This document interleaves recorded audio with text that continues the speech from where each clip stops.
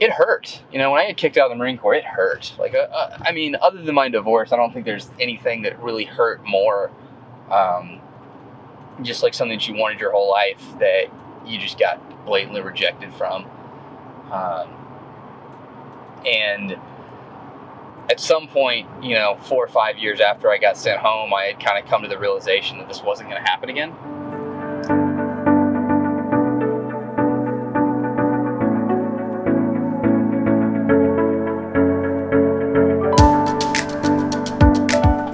Welcome to Contentious Talks, a weekly podcast where we talk to influencers, celebrities, politicians, and everyday people to show we all have unique perspectives, and that is a great thing.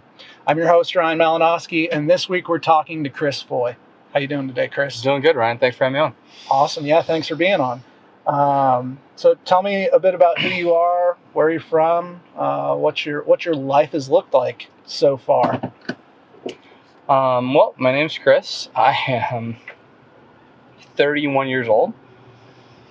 I don't really know where I'm from, which is a tough conversation starter for a lot of people. My father was a career officer in the Marine Corps, so I grew up a little bit everywhere. I was born in Jacksonville, North Carolina, and then I have like a list to go from Jacksonville, North Carolina to Florida, and then back to Jacksonville, and then to El Paso, Texas, and then 4 years in California, a year in Newport, Rhode Island, a quick year in Teen Mania where I met you for the first time in Garden Valley, Texas.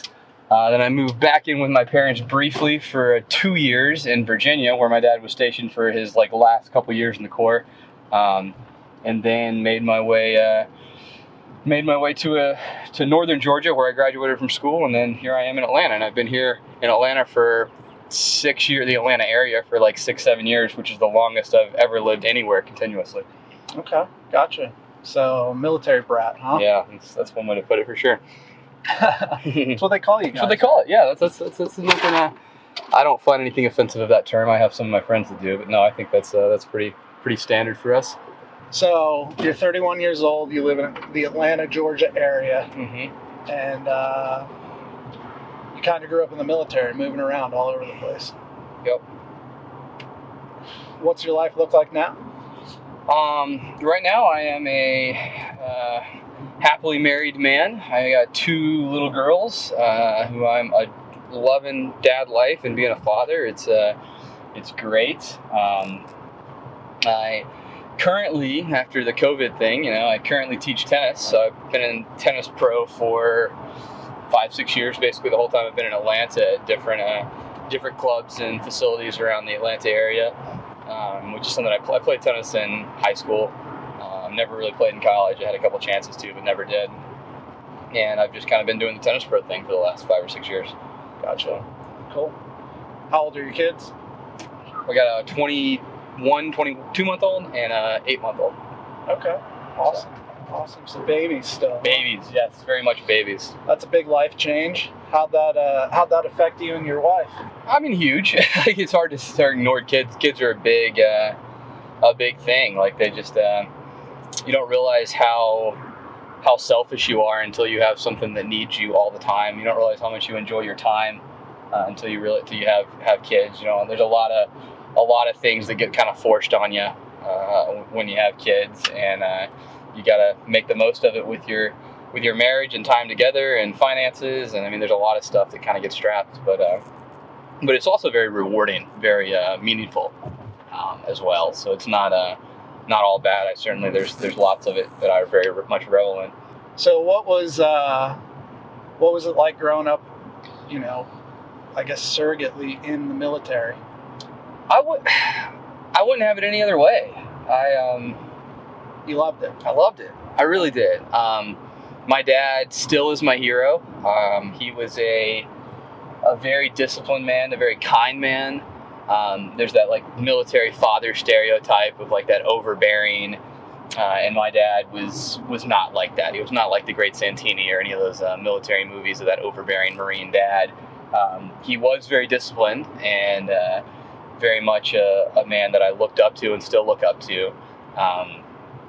But there were a lot of good parts about it. You saw a group of men and a few women, but mostly a group of men in the Marine Corps that really took what they did seriously and really enjoyed their life, and really had a kind of higher calling, kind of an elitist attitude. And I mean that like in the best possible sense, not a worse sense. They definitely thought that what they were doing was deeply meaningful, and were trying to better themselves pretty constantly. At least the ones that stuck around longer than 4 or 5 years did. So that was pretty cool to see growing up, as well as just kind of the core values: honor, courage, commitment. The Marines are a special breed. So that was really cool, as well as the moving. I liked the moving. A lot of people always ask, like, how hard was it moving around? And I don't have anything to compare it to. I mean, this is the longest I've been anywhere. But as a kid, it was great. You know, I get to swim in the Pacific and the Atlantic Ocean in the same summer. Got to see different accents and different cultures in different parts of the country, and definitely instilled a love for America, moving around and seeing all of it, that I think I can appreciate on a little bit more broad scale than people that have grown up the same place their whole life, although there's certainly advantage to that as well. Awesome. So was that a difficult thing, making friends growing up? Do you have any friends that, have been lifelong friends to you? I guess not.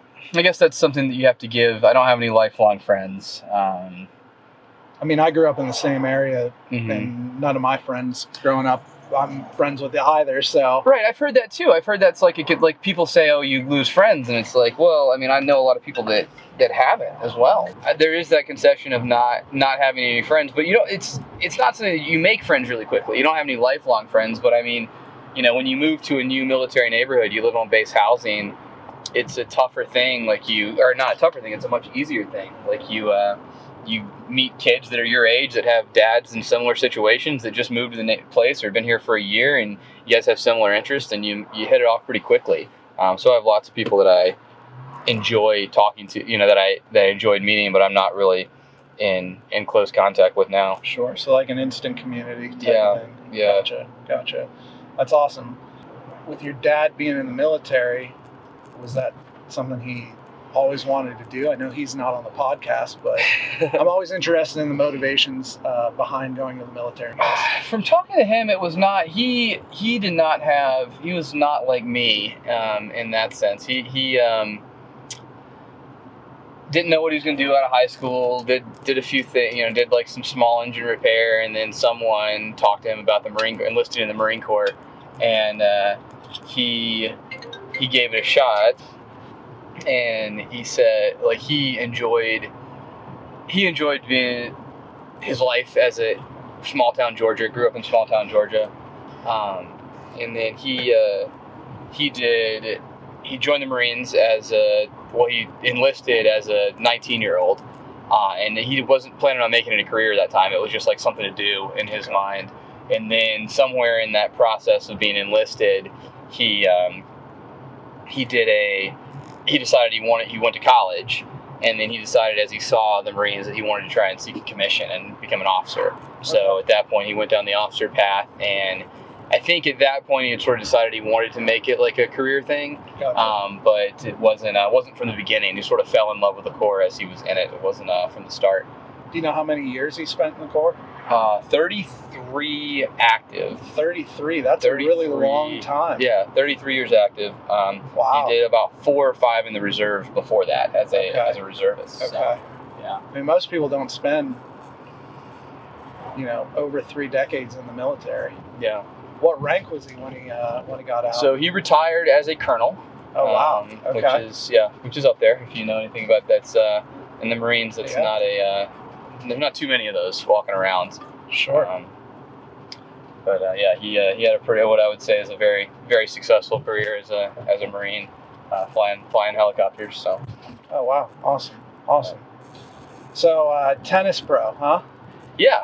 So you went to college in Northern Virginia. Where did you go to college? Northern Georgia. Well, at the time it was North Georgia College and State University. It's now UNG, University of North Georgia. Okay. They had a merger and some other stuff, but anyway, I did 2 years of school in Virginia, in Tidewater Community College. I'm a big fan of that as a philosophical thing. Doing 2 years at a junior college, much cheaper. So I did 2 years there, living with my parents, and then transferred to North Georgia. and then graduated about 2012. Awesome. What did you major in? Political science and international affairs with a European emphasis. I didn't have a minor. I could have gotten a minor, but just poli-sci. I wish they had. I was very interested in economics growing up, but they didn't have a really good economics. They didn't have any economics program at UNG, so poli-sci it became. Did you move down to Georgia right after college? I guess you were in Georgia for college. Did you stay here right after college? So my dad retired from the Marines. That would have been 2010, November 2010, which I finished up my degree in early spring of 2010 at junior college. Finished up my associate's degree. And then, the plan was for me to transfer to North Georgia when my parents moved back down to Georgia. So that their plan was always to retire back to their hometown, do their thing there. And then, my mom had always had a dream when they bought a piece of property 10 or 15 years before this, and they wanted to retire to that piece of property. Okay. So they had made that move, and I was 2 hours away in the mountains in Dahlonega, and they were living just about an hour outside of Atlanta, and that's kind of how we got there. Okay, so your parents are from the Atlanta area originally. That's what you would call it. Yeah, they're from a small little podunk town, Madison and Rutledge in Morgan County, Georgia, which is about an hour outside of Atlanta down I-20, but nobody knows where that is on the map. So. Right. I mean, most of Georgia is outside of Atlanta. Right. So.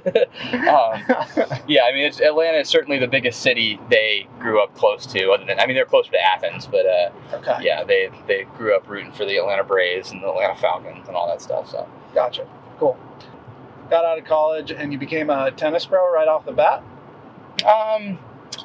Yeah, basically. So I'd always liked the idea of teaching tennis. I'd always actually wanted to be in the Marines.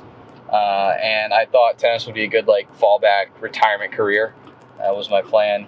And I started in college, in high school. I did a few kind of organized my own little group lessons for kids and stuff like that. And in college, part of the reason I didn't play college tennis was about the time I was sort of really thinking seriously about going out for the college tennis team at my school. I got a job. I sent my resume to a country club and said, hey, I've got some extra time. I could teach some lessons. I got some experience teaching lessons. And they hired me basically on the spot. And at that point, I decided not to go out and play tennis for college. So I was teaching very part-time, but still had some country club tennis experience. And when I decided to get out of work and get out of college and go get a real job, I didn't find any real jobs. It was 2012, 2013. The economy wasn't great. It was picking back up from the crash in 2008, but it wasn't booming yet. And somewhere in that process, I found a job at an athletic club teaching swim lessons and teaching tennis and working the front desk, sort of being their Renaissance man. And somewhere about 6 months in, I realized that I was having a lot of fun doing this, and that my ambitions of doing paralegal work or something in politics or campaign management, I was like, well, I'm kind of where I'm at right now. And so I started getting some more certifications and some more education in the tennis industry and worked my way into a career there. So how long have you and your wife been married? We've been married for almost 4 years. I'll be 4 years in November 19th. We'll be on the 4-year mark. So. Gotcha. Cool. And you've got a daughter coming up on 2 years. Mm-hmm. So you were married about 2.5 years before you had a kid? Yeah, probably 1.5. Yeah, yeah. What does your wife do? She's a school teacher. She teaches 5th and 6th grade, 5th grade math and science. And she's been kind of going in and out part-time to full-time at the same school. So she's got a good situation there where she likes the more advanced kids that she's teaching. And she's very much a math enthusiast. She likes her math and teaching math. She kind of does science out of need, but awesome. How'd you guys meet? We met at our church. I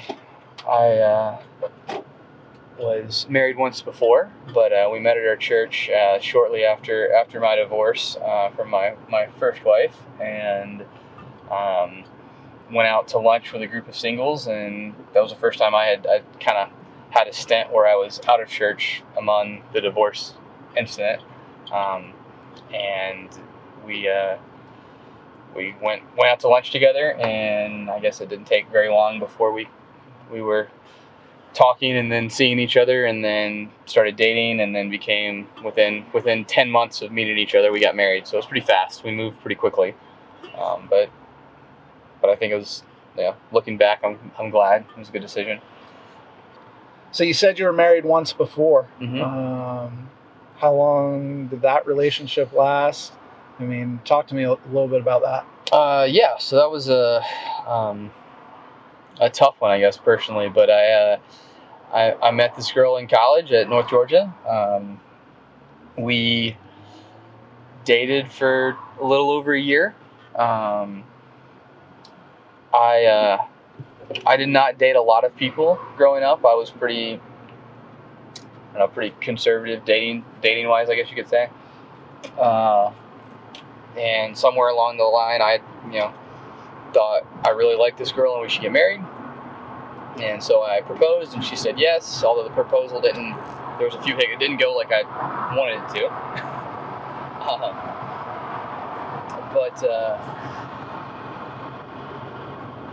So 13 months we dated, and then we got engaged. We were engaged way too long. We were engaged for 18 months, and then we finally got married. And when we got married, that would have been like 2012, like beginning of 2000 into 2013, middle of 2013. And it was strange from the beginning. It was something that just didn't seem to work. It was odd to. I guess we can go into most of it. I'm a Christian, evangelical Christian, and so for me, sex was something that should be reserved for marriage, and we kept that as through this dating relationship. We were pretty intentional about keeping ourselves sexually pure for marriage, and then oddly enough, it just had like a lot of sexual problems, which was kind of weird.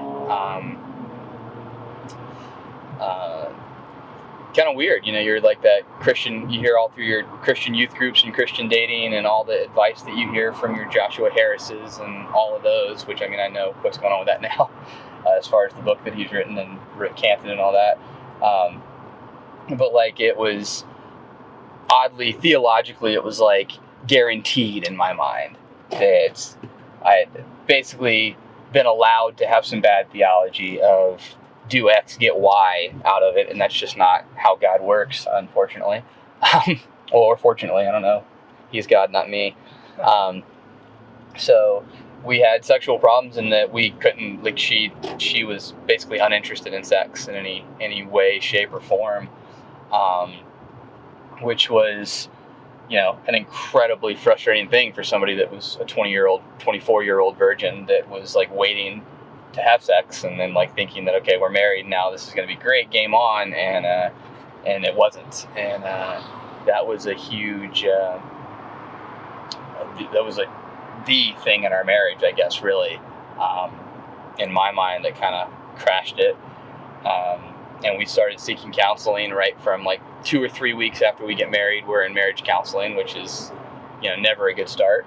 Our church was with us, and I was really, as much as it sucked in the marriage, I was also grew up that there were few sins greater than divorce. Like, I thought divorce was like, right below like rape and murder, there was like divorce. That divorce should not happen. Divorce was a result of sin, and I like had a high aspiration as a 16, 17, 18-year-old, like a young kid, that I thought to myself, like, I'm never going to get divorced, ever. So I kind of held that in as like, this sucks, but I don't have a choice, sorry. My theology and my God and my character does not allow me to do anything other than work this out, so I'm going to stick around and work this out. And I thought she was on the same page with that attitude, but somewhere along the way, she said no. And there were a few other kind of catalysts to that. I had a job, and I got fired from we were about to close on a house, despite having all these issues. And I got fired from my job like a week, like probably less than a week before we were going to close on the house. And I couldn't find another one, and it was a while before I found another one. And she wanted me to get just go get a job. And I kind of was like more like being like, I'm in the tennis industry. I need to keep finding a tennis job. And I found a couple opportunities out of state, and she said that she was willing to move with me. But then when I finally took one of those opportunities, she didn't seem so hot on it. And at some point, like 5-6 weeks into this new job in North Carolina, she said, she called me and said that she's done. She didn't want to do it anymore. So, after being unemployed for 4 months, I quit a job that I'd had for 6 weeks to come back and try and fight for my marriage. But I think at that point she was done. So that was a rough stab. After junior college, like, I'd seen my dad and I really wanted to be a Marine, and that was like a big ambition that I had. And I went into the Officer Candidates program in 2010, and I got kicked out pretty unceremoniously a week before all my peers graduated. It's a pretty big deal, isn't it? It was a huge deal for me. I mean, that was the only thing I wanted as a 20. I just turned 21 at the time, and I had been trying to get in the Marines for years. Like, I had applied for the Naval Academy and been rejected twice. I was in my third application process for the Naval Academy, and then at that point I got accepted into Officer Candidate School, into the what they call the PLC, Platoon Leader Class, junior session. And I was like, all right, well, this is, my dad's getting out in 2010. I'm going in 2010. This is going to be like, passing of the baton, so to speak. Right. And keeping a Foy in the Marines. Yeah, keeping a Foy in the Marines. Like, I was drawing a paycheck. He was about to stop drawing a paycheck from the Marines.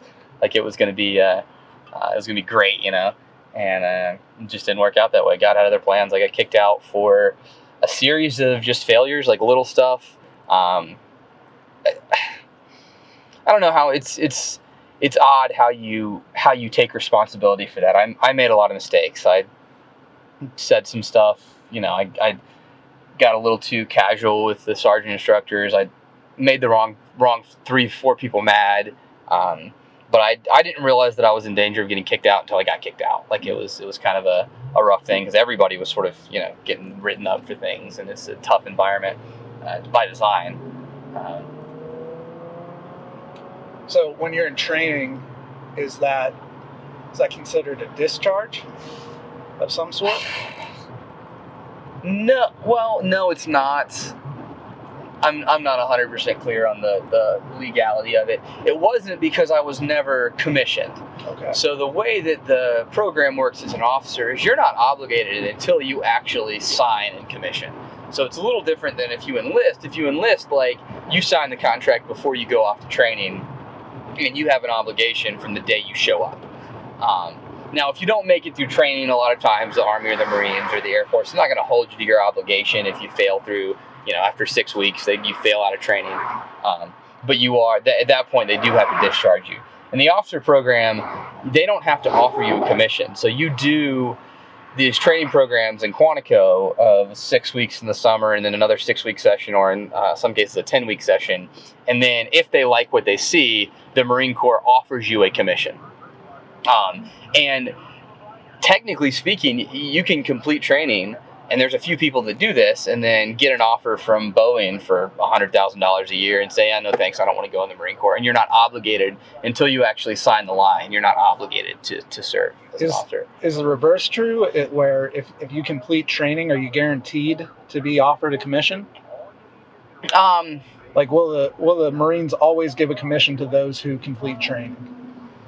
Or is it kind of, there's so many slots, there's so many people, and they might take the best because 10% they just don't. My understanding is that if you make it through training, that you're going to get offered a commission, but the way it's worded, I think they reserve the right to not. So I think you could find 1 or 2 cases of guys that made it through training and something came up in their past, or they had an injury that they sustained at training that precluded them from service. But for the most part, if you make it through Officer Candidate School in the Marine Corps, you're going to get offered a commission.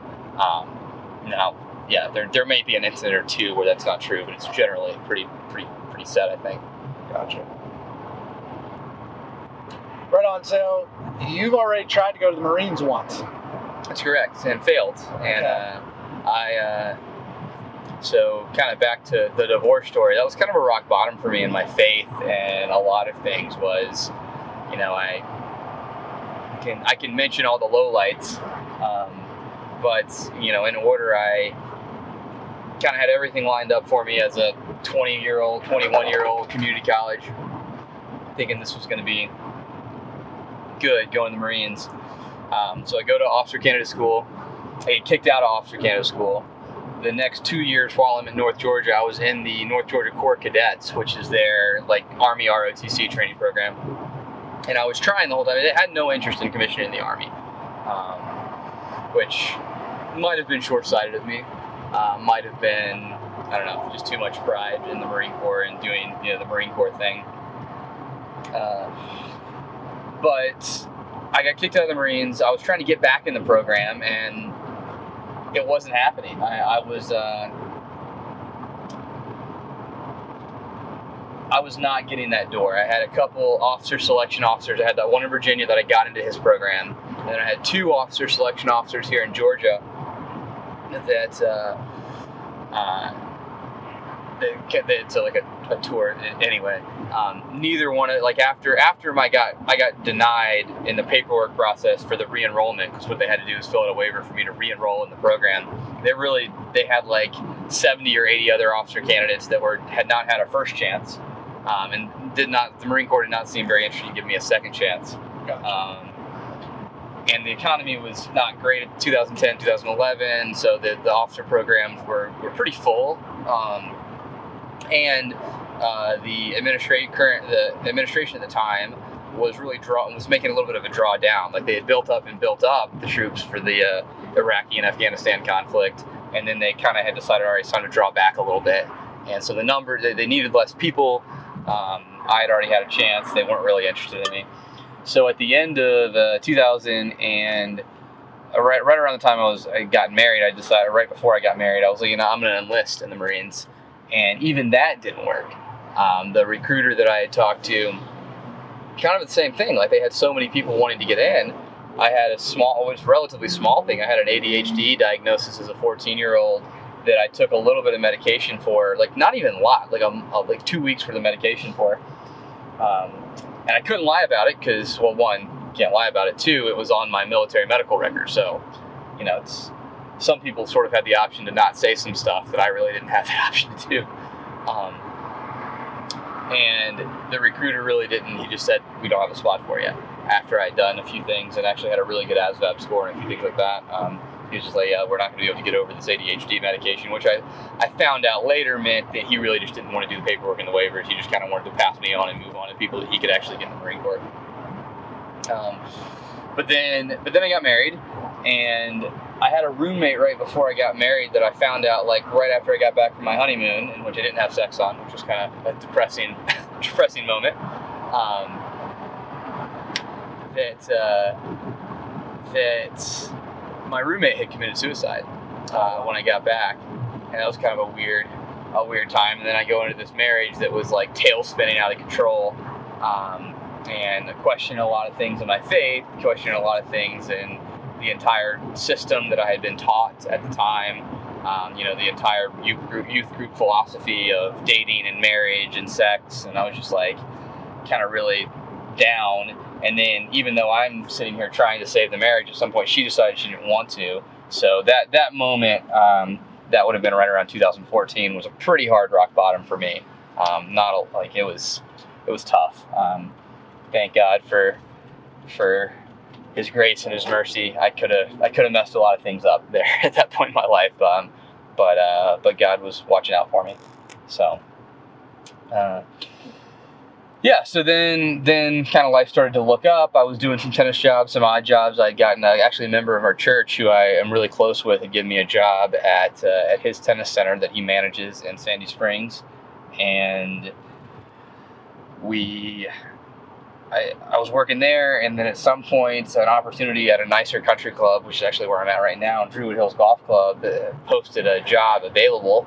And I had a couple people that I had met. I wouldn't say I was close to anybody there, but I knew a couple people that worked there, and contacted them and said, hey, I'm about done with about finished my obligation here at this tennis center.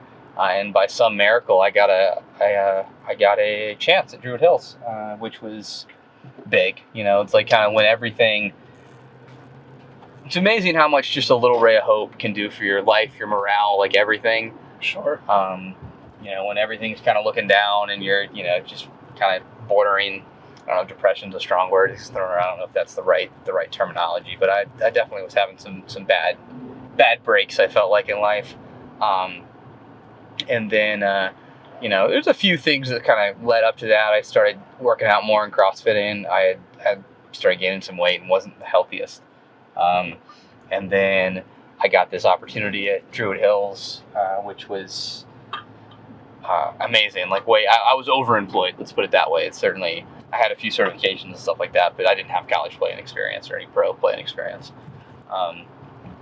And then, a month and a half after I started that job, I met this girl, and 10 months later we were married, and 2 years later we've got kids, and just everything kind of started going up, which was really cool. Yeah, I mean, it's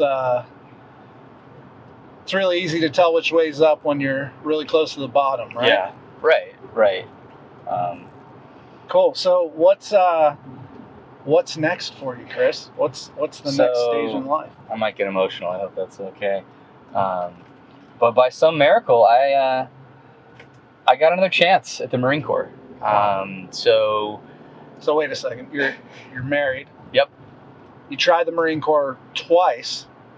Really? I mean, once 3 times. Yeah. 3 times. Okay. So you've been. This is your 4th time making an attempt to go into the Marines. Right. Okay. Once, however way you dice it, you made some mistakes and didn't work out. Mm-hmm. The other 2 times didn't even get past the entrance, right? You didn't get through the gate, essentially. Yeah, I was rejected from the Naval Academy, and I was, then the next couple times, it was like couldn't get in the officer program and couldn't even enlist. Right. So you had one marriage that failed. You're at your rock bottom. Mm-hmm. Met your wife.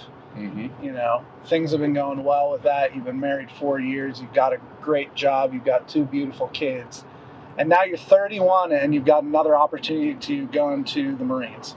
That's correct. And it seems like everything's lining up this time around? Yes, it is. Okay. Like a lot of things had to happen. So I've been at this for almost another year. It's a long process. For anybody that's thinking about commissioning in the Marine Corps, I think it's by design, but there's a lot of paperwork and hoops you got to jump through, medical screenings and things like that to get in. I mean, most 31-year-olds probably aren't fit enough to go into the Marines. Right. Let alone be considered as a leader in the Marines. Right. So how it happened was my wife and I were talking, and she really wanted, this was, 2019, end of 2019. Make sure I got my dates right. No. End of 2018, we had a conversation, and said, she really wanted to not work. She wanted to be able to be a mom, to our girls, at the one time girl and one on the way. And I said, well, I can look at a commission in the armed services. And we kind of talked about that. And she's like, yeah, I mean, we're looking at the benefits. We're looking at the, all the advantages. And she's like, you know what, I could get on board with that. And in the conversation, I said, well, I'm too old for the Marines, because the Marines at the time, their listed cutoff age was 28 and a half. Right. So I started looking on the websites of the Army and the Navy for what their max commissioning age were. And somewhere in the process, I thought to myself, you know what, let's call the Marines one more time, and let's just see what they can say no. Worst they can say is no, it'll be all right. And so I looked up the old officer selection officer's number in my phone, and I called, and didn't know what would happen, but I had Captain Chambers answer the phone, so I heard a female officer voice come across the phone, and after a couple minutes of talking and kind of explaining my situation and where I was, I said, do you have any spots for old guys? Because I was 30 at the time. And she said, if you're in shape and you're serious about this, you come meet with me. We'll talk about it. And at that point, I was not in very good shape. I was like 205 pounds. I was probably 10 to 15 pounds overweight. And that day, after that phone conversation, I went upstairs on the treadmill at my job, and ran 3 miles, which is one of the parts of the Marine Corps PFT. And I want to say I was close to 28 minutes on 3 miles, which is not Marine Corps standard at all. You got to be, sub 24. Really, to be competitive, you got to be like sub 22. But from that day forward, I was like, let's give this a shot. And when I met with Captain Chambers, I really found an ally that was willing to kind of go over to bat for me and kind of really believed in me and thought that I could do this. And so over the course of the next 6 to 9 to 12 months, things started lining up. And all along the way, anything could have killed it. There could have been, a medical thing that wouldn't go through or didn't go through, or a waiver that didn't get approved. But it's somewhere she got me contracted, and then got me put me in the best possible light for a package that went before a board of officers, and got me selected for officer candidate school. And I was actually supposed to be there right now, okay, but COVID happened. So yeah, COVID pushed my class. I was supposed to be an officer candidate or officer commissioning class, OCC 234. And I wound up, that class got canceled, and I got pushed to OCC 235, which is in September. So I was supposed to be there May 30th, and I'm set to go on September 5th now. That's got to be pretty amazing to you. It's a second lease on life in many ways. Like, it's 2 years ago, I never thought that this would happen, and it was something that was really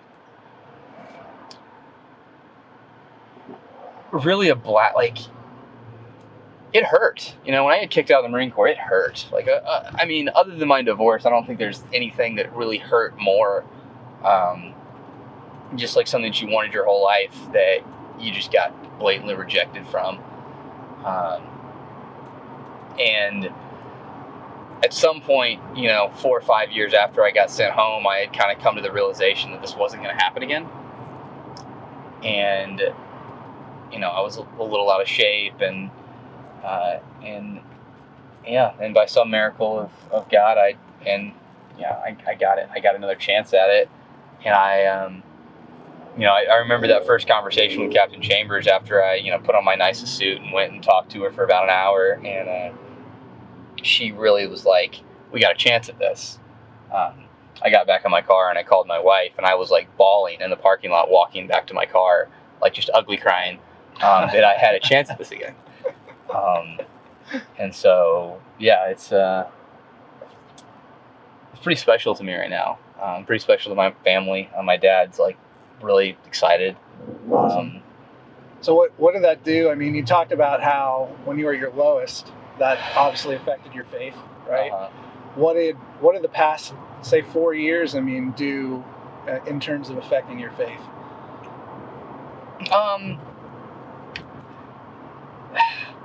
I want to be careful because I don't believe that faith is or should be circumstantial. Sure. I think that truth is not something that is dependent on how good your life is going. I don't think that's how theology works. I don't think that's how God works.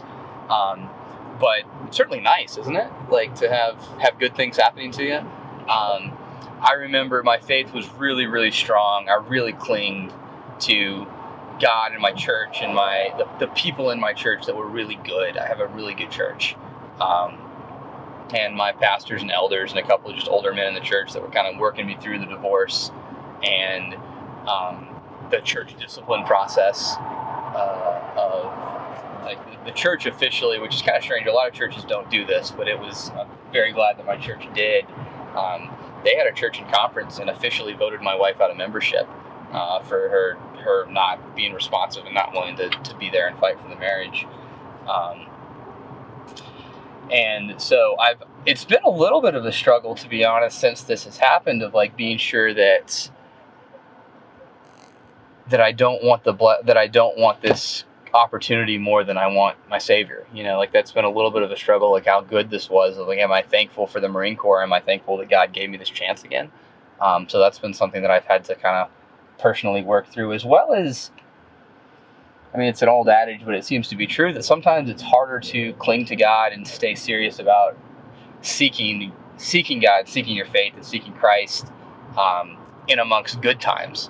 Like, I certainly I was a little kind of apathetic during the bad times, and then at some point I had a real spiritual turn where I was really mad at people and just spiteful, and just had this fair complex of how unfair my life was, and how that there was this massive bad call in a sports game, or you just kind of had that feeling of like, wait, you can't do that, as my wife was leaving me.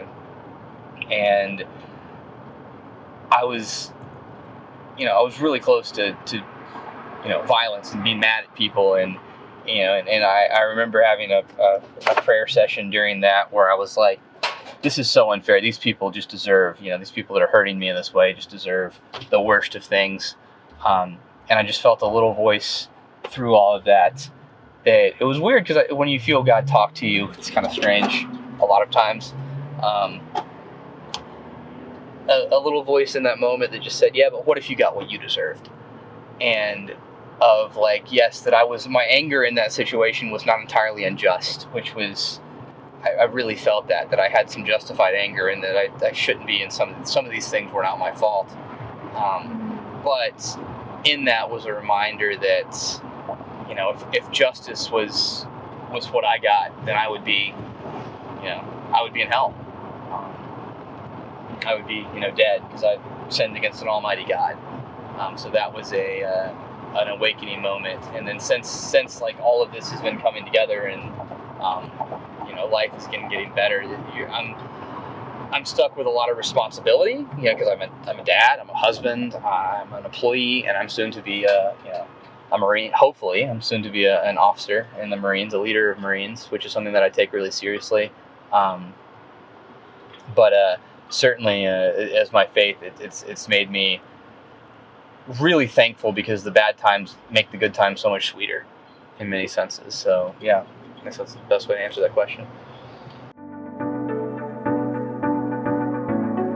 Do you have something to say? Then consider being on the show. Go to contentioustalks.com/guest and apply today.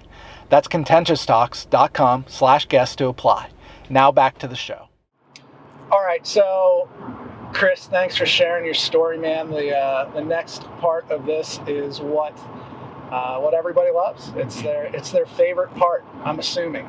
But we call it the Tough 12. There's 3 different categories, 4 different questions in each category.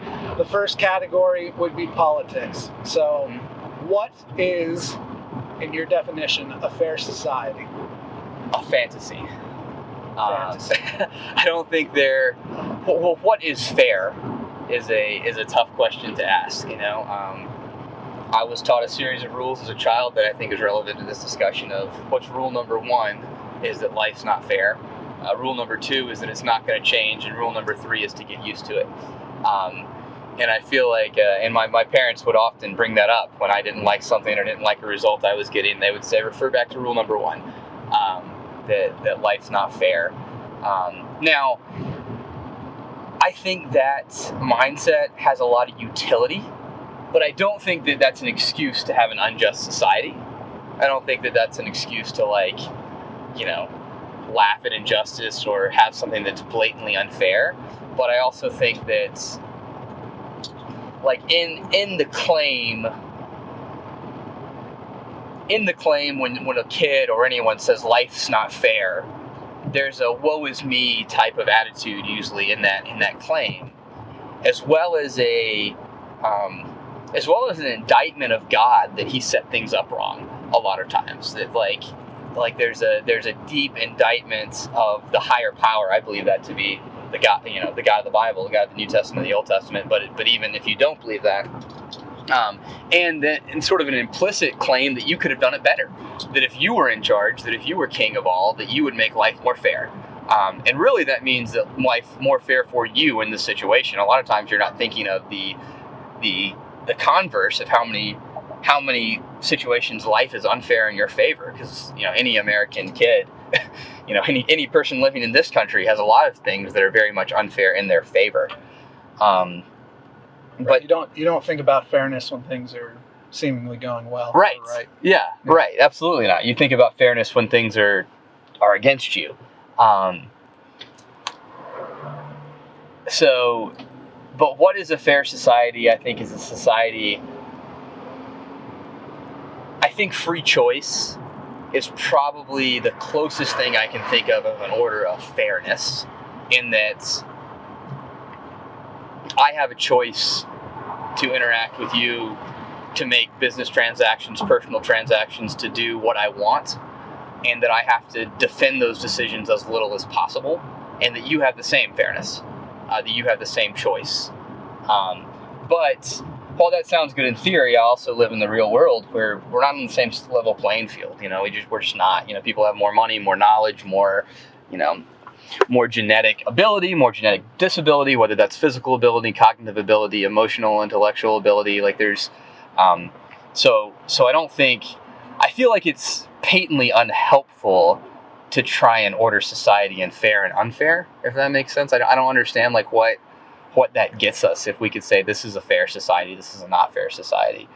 So it sounds like you're saying that you don't believe it's possible to have an equal outcome for everybody. No. But you do believe it's possible to have an equal opportunity in at least the ability of choices and whatnot.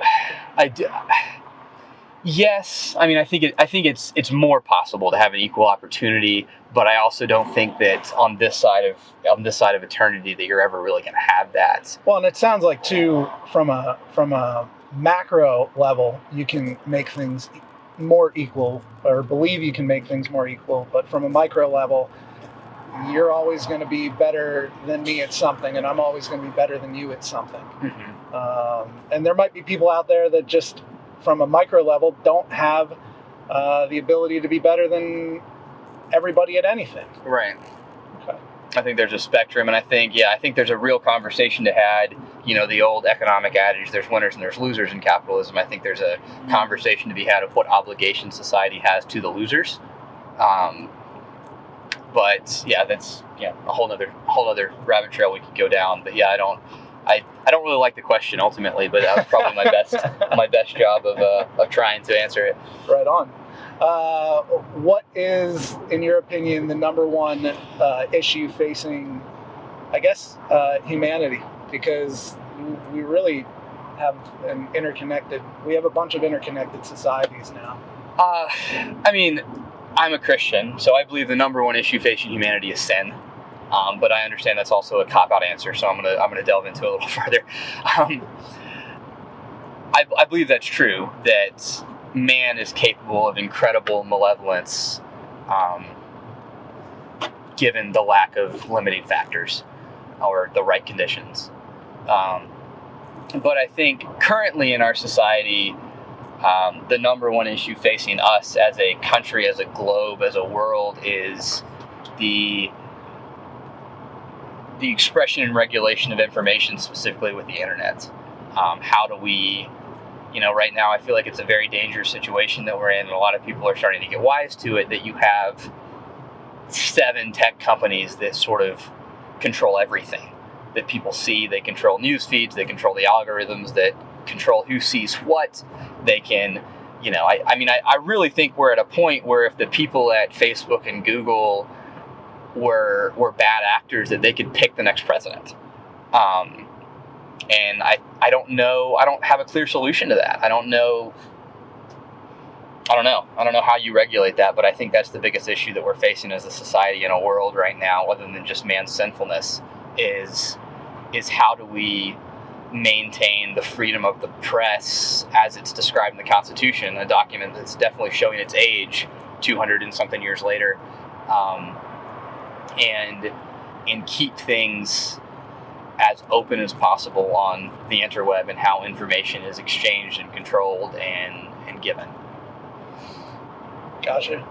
So, do politics matter, and why?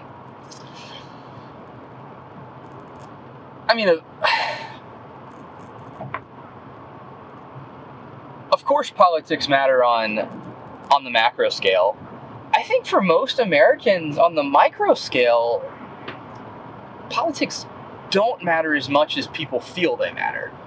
I feel like your local elections, your mayor, your city council, your school board, your police chief or sheriff in the town, that can have a real effect on your daily life. But I really don't think for most people, a bill that's passed by Congress has a whole lot of effect on them personally.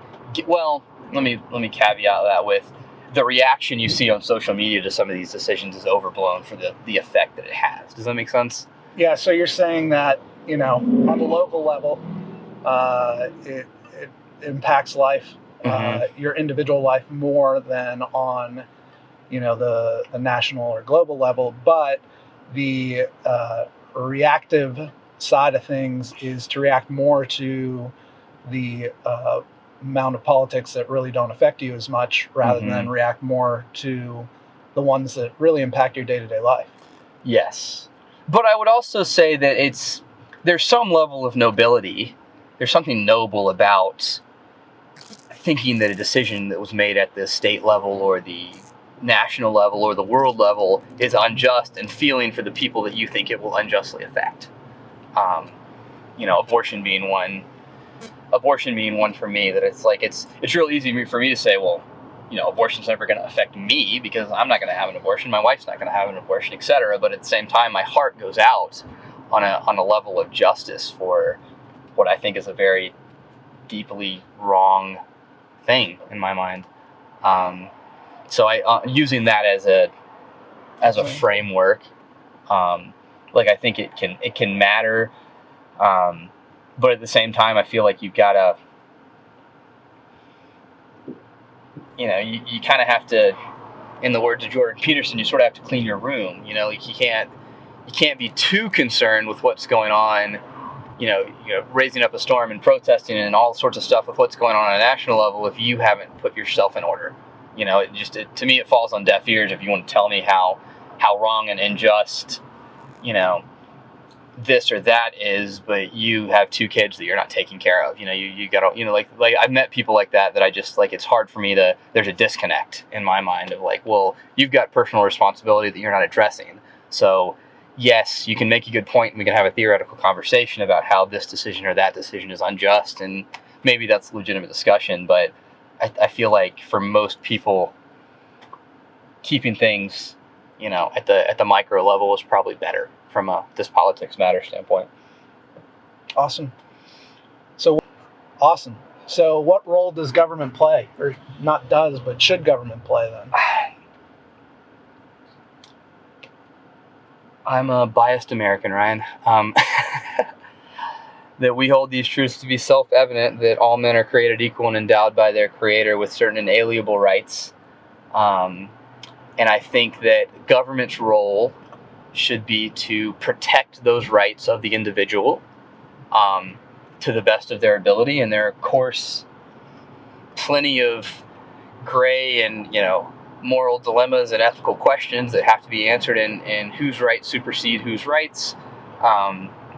But I think generally the government should be to make sure that the game is not fixed, that the rules apply to everyone equally, and that, as a society we decide you have a right to do this, you don't have a right to do this, and that the government's job should be to hold society to that standard to the best of their ability.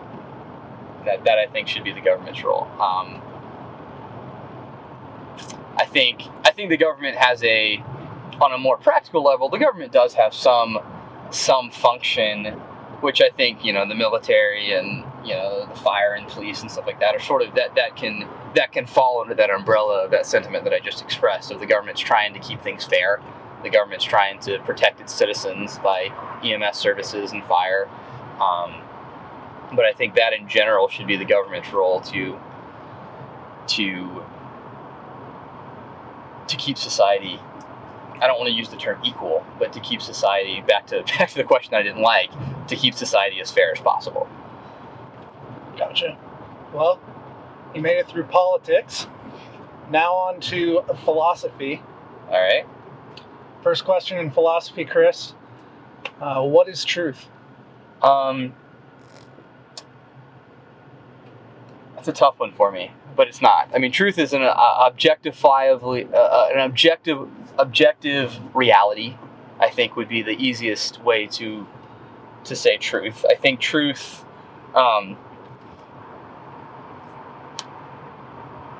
truth can have a certain level of perspective to it. Like, some people can see truth from one side of a truth and not, have a perspective that doesn't really account for the other side of a truth.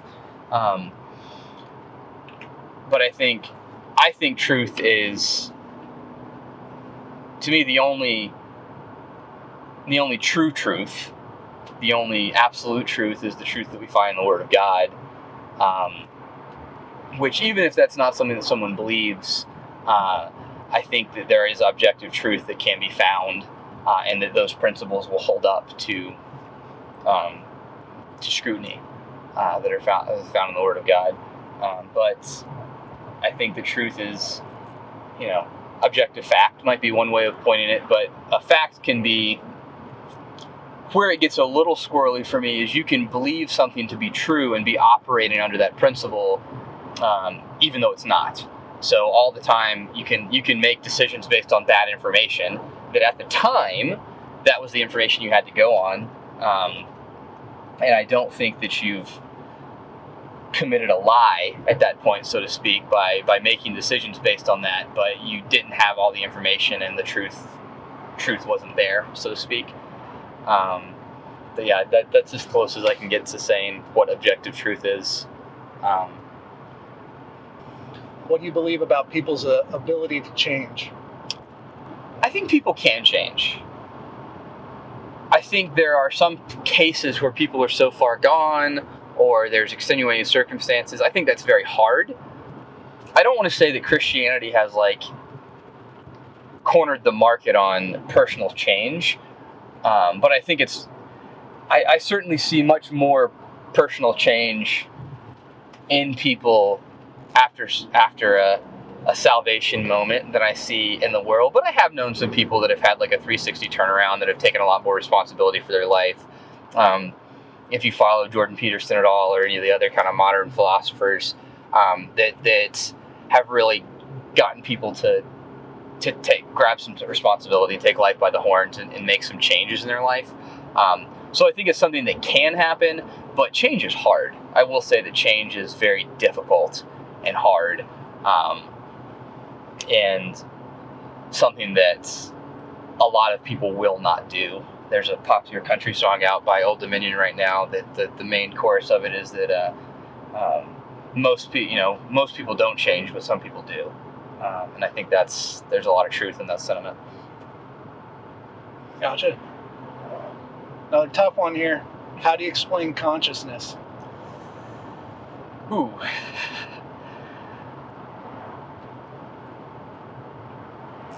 To me, consciousness is the greatest argument for the existence of a personal God. The fact that we're different. I think the best explanation for consciousness comes from biology, of what makes us different from the apes, from the ants, from the bees, from the wolves. And I think the blaring answer to that question to me is that we are not a slave to our instincts.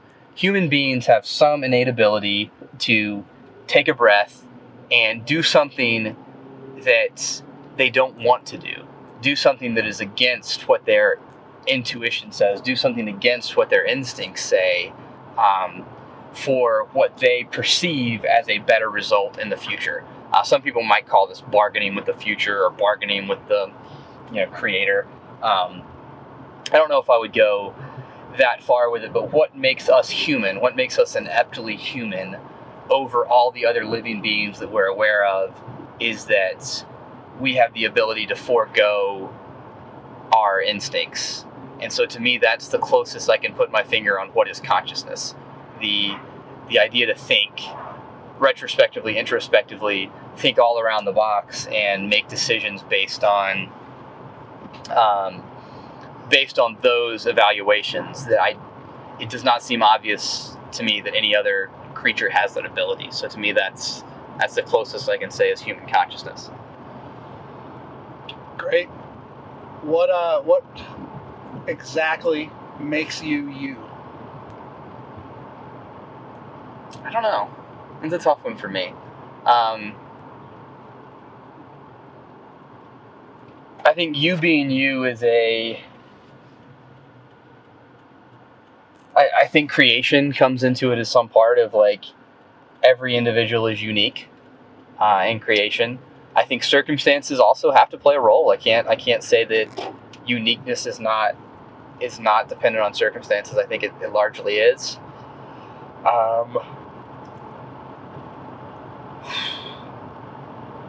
I think your choices, I've heard the argument that you are a sum of all of your choices. I think that certainly has truth to it.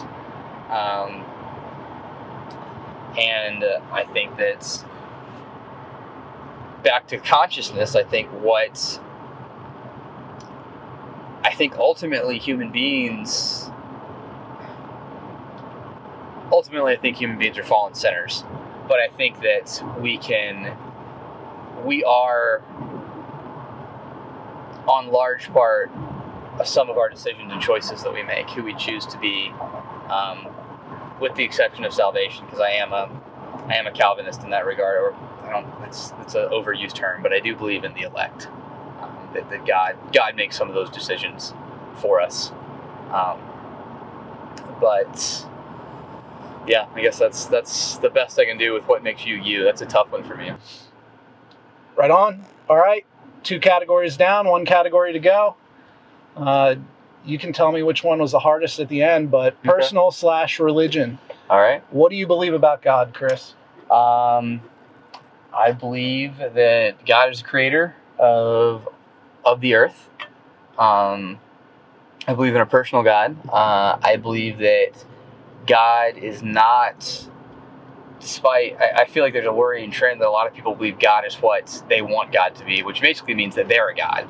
You know, I hear that term, the kind of tagline a lot of times, I'm not religious, but I'm spiritual. And a lot of times I cringe when I hear that, because I think that's like, I'm my own God. You know, I choose what God is in my mind. And I feel like that's very dangerous, because all the disasters in the Bible start out with everybody did what was right in their own mind. So, I mean, basically, I believe the God of the Bible, the God of the New Testament, that his son was the person Jesus Christ, the virgin birth. I believe that God has lots of attributes. There's a really good book by Tozer, A.W. Tozer, about the attributes of God that I think hits a lot of really good points on the head. That God is all-powerful, all-knowing, all-wise. God is both infinitely just and infinitely merciful at the same time, and that one can only know the true God by the person of his son and their relationship with him. What do you believe happens after death? I believe there's a heaven. I believe there's an afterlife. It's hard for me to believe that consciousness, back to the previous question, is a sum of chemical reactions that just goes away. That's a difficult thing for me to grasp. I've struggled at times in my life with wondering. You know, I've certainly heard compelling arguments made by Sam Harris's and, atheists out there, but it just seems too much of a stretch to me. So I believe that there's an afterlife for both the elect and the non-elect, and that we all will give an account one day for the wrong things that we've done, and that we can only hope and pray for the mercy of Christ in those times. Next question, what gives life its meaning? Well, ultimately, back to the Christian answer, I think that one's relationship with God is really the ultimate meaning. But on a practical level, I experience deep meaning from my family, my wife, my kids. Gainful employment can give life a lot of meaning. But the problem with that is all of that is finite. That yes, there can be meaning that can be found in those things, and that people can really go astray when they can't find meaning in those things, or don't have those things, and don't have a God to find meaning in, or don't have the God to find meaning in, and then they can find meaning in drugs and alcohol and other bad things. But I think ultimately Christ gives life meaning. but that there is a lot of, practical earthly meaning to be found in responsibility of, family, employments, patriotism, country, citizenship. That those things can have meaning. What is love, Chris? Love is sacrifice.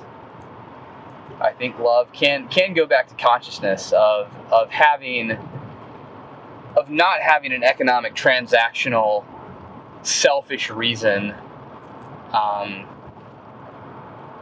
to do something that cost, but to do it anyway. I think love. Greatest love is obviously God's love for us and His sacrifice of His Son in the process. But that ultimately, I've heard the argument that like an economist argument on love, that all humans are entirely rational beings and every choice is made out of selfishness, self-interest, the Adam Smith thing. I see that, and I think man is inherently sinful, so that's certainly true for a lot of people. But I think that's a little cynical. I think that love, that people are capable of social relationships and sacrificing something for their children, their offspring, their friends, their family, because of a love for it, and not necessarily just because what they can gain. So I think that's probably the ultimate love answer. Awesome. Well, thank you, Chris. That's the podcast there. All right. You made it through to the end. I appreciate you so much sharing with us, sharing your thoughts, and being willing to have the conversation. But yeah, thanks for being on. Next week on Contentious Talks. Originally I was actually going to join the Marines, and I went and spoke with a Marine recruiter. And I asked them, why the Marines? They're like, we're the toughest branch. We don't sleep in hotels. We sleep in foxholes, and we get dirty, and work out every single day. And then I was like, I don't want to do that. I don't want to. I went and talked to the Air Force. I was like, why the Air Force? They're like, dude, we have hotels. We have AC, offices, really good food. And I was like, say no more. Like, that's the kind of military I want to join. What are the big differences between you and your dad? Well, my dad, probably the biggest difference is that my dad has really been a career criminal his whole life. Been in and out of jail probably 5, 6, 7 times. My dad had never actually graduated high school. My dad had a great disdain for law enforcement. He never really was able to support his family, hold down a job. He had struggled with addiction, unfortunately. So I never really felt super close to him. And I never really allowed myself emotionally to get close with him for those reasons. I remember, in the early years of my life, just nothing was. I didn't really have any stability. I remember my mom was bouncing back and forth between jobs, so I was living on, different family members' couches and staying in different places, so I really didn't have very many friends of my own. So I guess video games was there to kind of fill the void. I could just, hang out with myself and entertain myself during those times as well. So I guess it just kind of was ingrained in me from a young age, and it's still a hobby I enjoy today. Hey guys, thank you for listening to this week's episode of Contentious Talks. Did you like the episode? If so, please consider sharing this podcast with your friends and family. To get notified about new episodes, be sure to subscribe on iTunes, Spotify, YouTube, or wherever you listen to podcasts. If you want to connect more, like Contentious Talks on Facebook. To support Contentious Talks and for more content, consider joining the Contentious Collective for as little as $1 a month. To do so, visit contentioustalks.com today.